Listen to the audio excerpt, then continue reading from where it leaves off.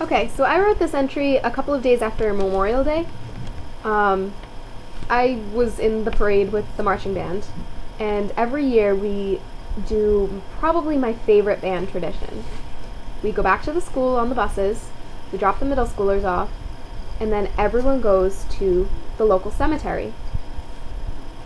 The tradition is that we don't tell the freshmen, the new kids, because, I mean, this is their first year in high school, it's their first time participating in this tradition. We don't tell them where we're going or why we're going there. But as soon as we turn down the street, all of the high schoolers fall completely silent. But it's kind of strange because the freshmen are still chit-chatting away, and they don't start to get quiet until we actually pull into the cemetery. And then kind of one by one, they just quiet down. It's almost surreal. It's really cool.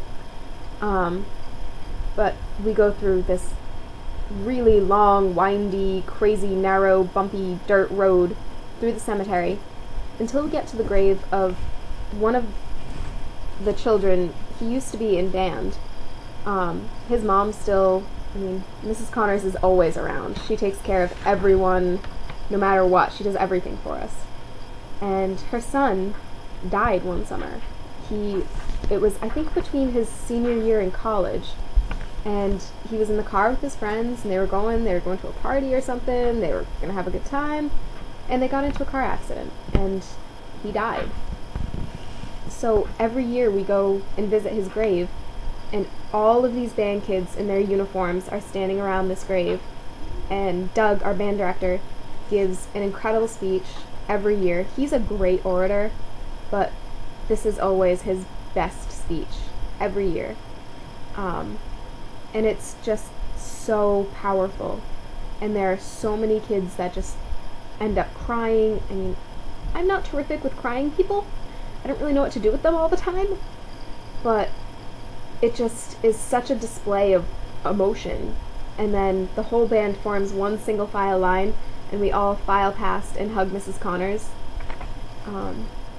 And this year, for some reason, maybe because there are so many freshmen, I don't know, but we were all standing there after the speech and after hugging Mrs. Connors, kind of, hugging all of the crying people and trying to pick people back up a little bit. And Doug said, okay, when you're all set, you can get back on the buses. And normally kids start kind of straggling onto the bus. Nobody moved. We stayed in our little groups, hugging each other and, comforting one another. And eventually Mrs. Connors goes, get on the buses, this is my time now. She's crying. It was kind of awesome, actually.